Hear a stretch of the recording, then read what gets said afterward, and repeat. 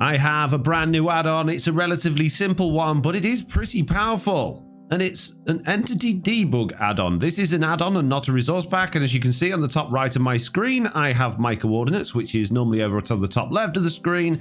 And I have the total number of entities loaded in the world. And that's broken down into monsters, passive entities, inanimate entities, items, villagers, illagers and pillagers, fish and wandering traders. And basically the idea is it just counts how many entities there are. So an inanimate object is something like a minecart or an armor stand, and you can see there we have a total of 2 entities and they are both listed as inanimate entities.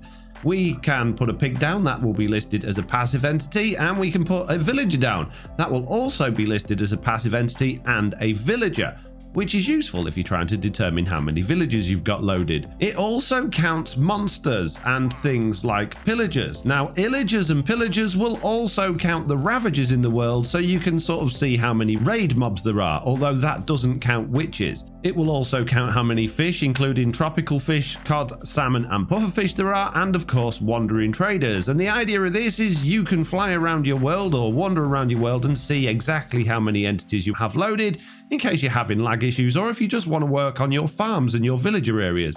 Now, the great thing about this add-on, although it is an add-on, which of course means it disables achievements, that's Mojang's fault, not mine, so don't blame me, is that it is per player. It's not a scoreboard. So just by pressing the F8 button on my keyboard, I'm playing on Windows, so that's the F8 button, I can turn it off for me, but another player can have it on for them. So it's only visible when you've got it selected. And basically, that is the paper doll selector. So I've removed the paper doll altogether. If you like that, I'm sorry, you're not going to have it if you want to use this add-on. And if you hide the paper doll, that will hide the screen.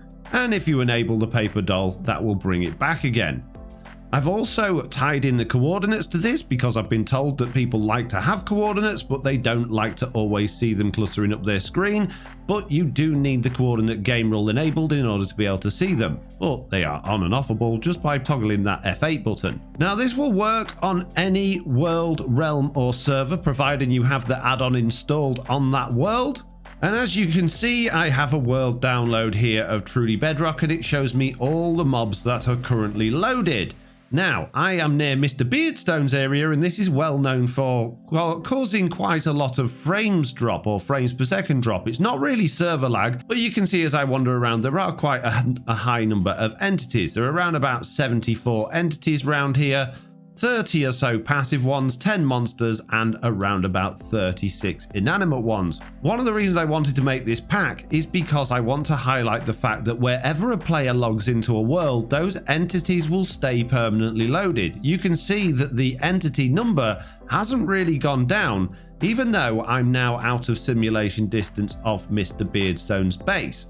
Whereas if I log out and log back in again, all of a sudden, none of those entities are loaded anymore. We just have a couple that I'm actually loaded in around me now.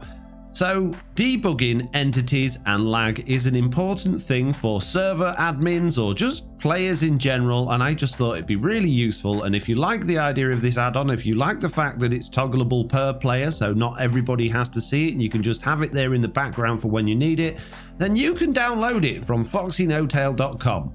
Just hop over to FoxyNoTail.com, click on add-ons, and you can either search for it in the list or you could go up to downloads and search there, and it should be relatively high up the list because it's my latest one.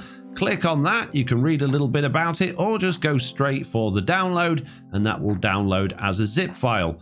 The add-on is inside the zip file. You don't add the zip file to your world, you open the zip file, get the add-on out of there. And if you do it right and you know how to do it, this will work on mobile consoles and of course Windows devices as well.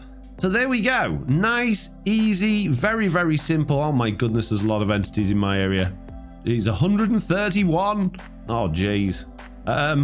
Yeah. Oh, we might have some cleaning up to do on Truly Bedrock. Jeez. Anyway, I hope you enjoyed this video. I hope you enjoyed this add-on. Let me know if you like it, and I will see you all in the next video. Goodbye.